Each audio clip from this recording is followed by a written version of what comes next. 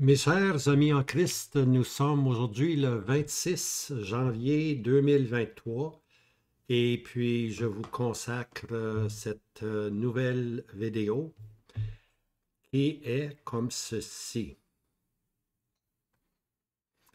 La doctrine de la naissance de notre Seigneur Jésus. Alors, on va commencer tout simplement en allant ici. OK, on commence avec Jude. Bien-aimé, quand jugeait de toute diligence pour vous écrire de notre commun salut, c'est-à-dire qu'il voulait parler du salut dans la personne du Seigneur Jésus, je me suis trouvé dans la nécessité de vous écrire afin de vous exhorter à combattre pour la foi, qui a été une fois enseignée aux saints. OK? Alors, c'est sûr qu'il voulait parler du commun salut, mais il a senti la nécessité de parler, de les exhorter à combattre pour la foi. Maintenant, la foi ici, là, c'est l'ensemble des doctrines chrétiennes. C'est pas la foi qui sauve, pas la vertu de la foi qui sauve, mais la doctrine, l'ensemble, OK? L'ensemble des doctrines qui forment notre commun salut. OK? Maintenant, cette doctrine-là, cette foi-là, l'ensemble des doctrines a été une fois enseignée aux saints. OK? Et puis, elle a été enseignée par qui? Par les apôtres. OK? C'est les apôtres qui nous ont fait connaître la saine doctrine. OK? Alors maintenant, c'est ça qui arrive maintenant, c'est qu'aujourd'hui, la doctrine devient de moins en moins importante, mais pourtant, il faut insister sur la doctrine, spécialement la doctrine touchant la personne du Seigneur Jésus. Elle a été enseignée une fois aux saints. C'est là-dessus que j'aimerais vous présenter quelque chose ce matin. 1 Timothée 4, 6. En proposant ces choses aux frères, tu seras un bon serviteur de Jésus-Christ, nourri dans les paroles de la foi et de la bonne doctrine que tu as pleinement comprise. Okay? Alors, la bonne doctrine, okay? C'est ça, là, on veut parler de la bonne doctrine. Pas de la doctrine là, qui vient d'un peu tout le monde, puis ça ne tient pas de bout. On parle de la pure doctrine. Hein? Quand on parle de la doctrine là, du Seigneur Jésus, là, on n'a pas de... La doctrine, elle se tient par elle-même. Elle n'a pas besoin de doctrine. La parole de Dieu se manifeste elle-même. OK? Alors, Paul avait enseigné à Timothée la bonne doctrine que Timothée avait pleinement comprise. Alors, ici, l'étoile comprise, ça veut dire suivi avec exactitude, comme en 2 Timothée 3,10. Alors, des fois, on n'est pas trop exact dans notre doctrine, mais Paul, il l'avait bien enseigné, puis Timothée l'avait bien comprise. Okay? Alors, aujourd'hui, on va prendre une doctrine qui est assez importante. Maintenant, je dis ceci, là, énervez-vous pas avec cette première phrase-là. Là. Il n'y a rien de miraculeux dans la naissance du Seigneur Jésus. OK? Il n'y a rien de miraculeux dans la naissance. Et je souligne, dans la naissance du Seigneur Jésus. Le miracle, bien-aimé, c'est la conception. Ça, c'est miraculeux. La naissance, c'est une naissance normale. Après 9 mois, le Seigneur Jésus est né, tout simplement. Ça, c'est une naissance normale. Okay? Mais la conception, voilà la doctrine maintenant qu'il faut développer. Hein? Le miracle est dans la conception. Le miracle est dans la conception. OK, la doctrine, ou la doctrine, moi j'appelle ça ici la doctrine de la conception, ici, là, la doctrine de la conception. Hein? Alors, on peut voir ici de la conception à la naissance. OK? Maintenant, j'ai mentionné que la naissance n'était pas miraculeuse, Mais cette partie-là ici, là, la conception, vous allez voir, ça c'est miraculeux. Luc 2, verset 6. Et il arriva, pendant qu'ils étaient là, que les jours où elle devait accoucher s'accomplirent. Alors c'est Joseph et puis Marie qui s'en vont à Bethléem. Mais c'était, remarquez bien ici, que les jours où devait accoucher s'accomplir. En autre mot, lorsqu'on parle d'une naissance, la naissance prend de la conception à la naissance, il y a habituellement une période de 9 mois. Okay? Alors ici, dans la naissance du Seigneur Jésus, il n'y avait rien de miraculeux. Alors pourquoi? Parce que des jours où elle devait accoucher s'accomplir. Donc la période, la période qui mène à l'accouchement, qui est habituellement 9 mois, allait bientôt s'accomplir à Bethléem. Donc la naissance est normale. Okay? La naissance est normale, ça a pris 9 mois pour qu'il y ait cette naissance-là. Okay? Alors, la naissance, c'est une naissance bien normale, mais c'est la conception, bien-aimé, okay, qui est importante. Okay? La doctrine de la conception. Alors, c'est la conception qui est miraculeuse. Rappelez-vous de ça, là. C'est la conception qui est miraculeuse. C'est la conception qui rend la naissance exceptionnelle. Hein?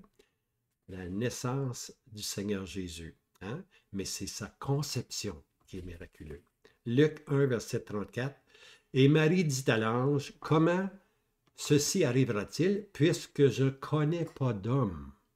C'est assez clair, là. Puisque je ne connais pas d'homme. Okay? Donc, Marie n'a pas eu de relation avec un homme, puisque je ne connais pas d'homme. Hein? Et voici Luc 1, verset 35. Et l'ange répondant lui dit, l'Esprit Saint viendra sur toi. L'Esprit Saint viendra sur toi et la puissance du Très-Haut te couvrira de son ombre. C'est pourquoi la sainte chose qui naîtra sera appelée Fils de Dieu. Alors, la sainte chose qui naîtra sera appelé Fils de Dieu. Hein? Alors, c'est l'Esprit Saint qui est venu, puis il a couvert de son ombre, Marie, et puis le résultat de ça va être la sainte chose qui naîtra. La sainte chose qui naîtra sera appelée Fils de Dieu. Okay? C'est très beau, ça, c'est très beau. OK, vous allez comprendre. Vous allez comprendre. Ecclésiaste 4, verset 12 nous dit ceci. La corde triple ne se rompt pas facilement. Okay? Une corde de triple là, qui est tricotée comme ça, là, c'est pas facile à casser. Okay? C'est pas facile à casser. Oh. Excusez-moi. Alors ici, c'est l'apôtre Pierre qui est une corde, pour ainsi dire. Et puis ici, l'apôtre Jean, qui est une autre corde. Et puis ici, l'apôtre Paul, qui est une autre corde. Alors, la triple corde ne se rompt pas facilement. Hein? Et puis ici, là, je veux parler du triple témoignage apostolique sur la personne du Seigneur Jésus. Ce que les apôtres ont enseigné. Quelle est la doctrine? Hein? Quelle est la doctrine que les apôtres ont enseignée sur la personne du Seigneur Jésus? On va regarder à Pierre, on va regarder à Jean, on va regarder à Paul, puis là, vous allez pouvoir conclure avec moi que la corde triple ne se rompt pas facilement. Juste éteindre mon téléphone. Alors, le premier témoignage, le témoignage de l'apôtre Pierre. 1 Pierre 2, 22. Lui, en parlant du Seigneur Jésus, lui qui n'a pas commis de péché, et dans la bouche duquel il n'a pas été trouvé de fraude. Vous allez voir, c'est une citation d'Ésaïe 53. Hein? Ésaïe 53, c'est un chapitre très important. Je vous encourage à le lire. Alors, celui qui n'a pas commis de péché, en parlant du Seigneur Jésus. Alors ici, l'apôtre Pierre dit, il n'a pas commis de péché. L'emphase ici est sur commis. Il n'a pas commis de péché. OK? Pourquoi j'ai mis l'emphase là? Bien, vous allez voir. Pierre fut le disciple à caractère fonceur. Hein, c'est un fonceur, Pierre. Qui aimait faire de grandes choses. Hein. Il voulait marcher sur l'eau. Allons, nous mourrons avec lui. C'est un gars qui aimait faire beaucoup de choses. Hein. Alors ici, l'apôtre Pierre nous dit que le Seigneur Jésus n'a pas commis de péché. Hein. Alors, Pierre nous affirme que dans la personne du Seigneur Jésus, ce dernier, le Seigneur Jésus, n'a pas commis de péché. Un peu un contraste avec lui, Pierre, qui voulait tout le temps commettre ou faire de grandes choses. Mais le Seigneur Jésus n'a pas commis de péché. Hein? Il n'a pas fait de péché. Pas fait de péché. Pas fait un seul péché. Okay? Il n'a pas commis de péché. Puis c'est Pierre qui atteste ça. C'est Pierre qui atteste ça. OK? On s'en va. Alors, Pierre nous concentre sur le fait qu'il n'a pas commis de péché. Hein? L'emphase est sur commis. Il n'a pas commis de péché. On continue. Maintenant, on s'en va avec l'apôtre Jean. 1 Jean 3, verset 5. Il n'y a point de péché en lui. Il n'y a point de péché en lui. En lui. Hein? Alors, Jean, c'est le disciple que Jésus aimait, couché sur son sein, sur le sein du Seigneur Jésus. Puis qu'est-ce que Jean peut attester? Jean atteste, il n'y a point de péché en lui. En lui. Pierre dit, il n'a pas commis de péché. Jean dit, il n'y a aucun péché. Il n'y a pas de péché en lui. Hein? Il n'y a pas de péché en lui. Il n'y a même pas la racine du péché, la sainte chose qui naîtra. Il n'y a point de péché en lui. Okay? Et puis, là, on va arriver maintenant au troisième témoignage, le témoignage de Paul. Alors, regardez bien. 2 Corinthiens 5, 21. Celui qui n'a pas connu le péché. Okay? Ici, l'emphase, c'est sur connaître. Celui qui n'a pas connu le péché, il l'a fait pécher pour nous, afin que nous devinssions justice de Dieu en lui. Okay? L'apôtre Paul, c'est le grand connaisseur. C'est un R qui va là, c'est le grand connaisseur des vérités chrétiennes. Okay? Alors, Paul peut attester, Paul connaissait de grandes choses. Hein? Paul était ravi au troisième ciel, puis c'est lui qui nous enseigne la doctrine de l'Église. Il nous enseigne beaucoup de choses, c'est lui qui nous enseigne l'enlèvement. Paul, c'est le grand connaisseur, pour ainsi dire. Hein? Alors, voici maintenant ce que Paul dit. Celui qui n'a pas connu le péché, n'a pas connu le péché. Alors, le Seigneur Jésus n'a pas connu le péché. Hein? Alors, si on regarde les trois, on va mettre les trois ensemble bientôt. Là. Ça, c'est un passage qui vient de 2 Corinthiens 5, 21. Celui qui n'a pas connu le péché, il, c'est-à-dire Dieu, l'a fait pécher pour nous, afin que nous devinssions justice de Dieu en lui. Regardons cela. Pierre dit, il n'a pas commis de péché. On est certain là-dessus, le Seigneur n'a pas commis un seul péché. Hein? Jean dit, il n'y a point de péché en lui. Aucune tache de péché en lui. Il n'y a point de péché en lui. Hein? Le disciple qui était couché sur le sein du Seigneur Jésus atteste ceci. Paul, l'homme de grande connaissance, qu'est-ce qu'il dit? Il n'a pas connu le péché. Alors le Seigneur Jésus n'a pas connu le péché. Il n'a pas commis. Il n'y avait pas de péché en lui, puis il n'a pas connu le péché. Mais voici ce qui est arrivé. Dieu l'a fait pécher pour nous.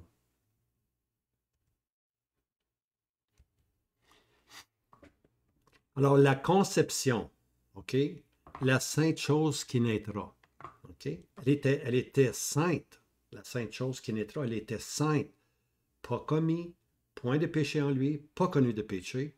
Qu'est-ce qui arrive? C'est Jésus, le Fils éternel, devient l'homme ou devient un homme. Il devient le dernier Adam qui prend sur lui-même, la conséquence du péché, afin que nous devinssions justice de Dieu en lui. Hein? Alors, Dieu l'a fait pécher. Pas qu'il a fait faire un péché, mais Dieu l'a fait comme le péché même. OK? C'est pas une action, là. Il est devenu le péché même. Et puis, une éternité de jugement qui devait tomber sur nous, les pécheurs, et tomber sur l'homme Christ Jésus, l'homme parfait. Hein? La sainte chose qui naîtra prend sur lui-même, pour ainsi dire, le péché et devient le péché même, et puis la colère, le courroux, le jugement de Dieu qui devrait durer une éternité ou une éternité a été accompli ou compressé en 3 heures de ténèbres. À la croix, ça a duré 3 heures de ténèbres. Mon Dieu, pourquoi m'as-tu abandonné? Hein? Et là a été fait, c'est à ce moment-là que le Seigneur Jésus a été fait pécher. De midi à 3 heures, il y a eu des ténèbres sur toute la terre. Comment éclairer une scène où le Seigneur Jésus prend sur lui-même les conséquences du péché? Il est devenu péché. Dieu l'a fait le péché même. Puis Dieu a jugé le péché. Dieu a fermé, pour ainsi dire, le ciel. Hein? Puis le Seigneur Jésus a dit, mon Dieu, mon Dieu. Il ne dit pas mon Père. Non. Il dit mon Dieu. Parce que c'est une question entre Dieu puis le péché. Hein? Alors le Seigneur Jésus, Dieu l'a fait pécher pour nous, afin que nous devinssions la justice de Dieu en lui. Et maintenant, bien-aimés, on est rendu juste par la foi au Seigneur Jésus qui nous a aimés, qui s'est livré lui-même pour nous. Hein? C'est tellement, tellement, tellement beau. Quel amour pur et sans mélange est notre Sauveur Jésus. Hein?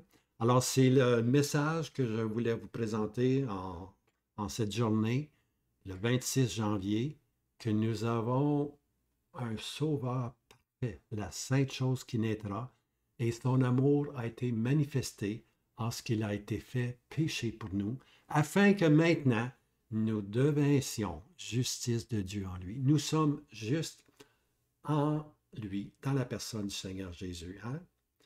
Dans le Christ Jésus. C'est une expression que Paul emploie souvent, dans le Christ Jésus. Dans le Christ Jésus, nous sommes maintenant justifiés. Alors, je vous encourage à vous arrêter, puis à mettre votre confiance dans ce Sauveur-là, qui est le Seigneur Jésus, la sainte chose qui naîtra. À bientôt. Je vous laisse avec ceci.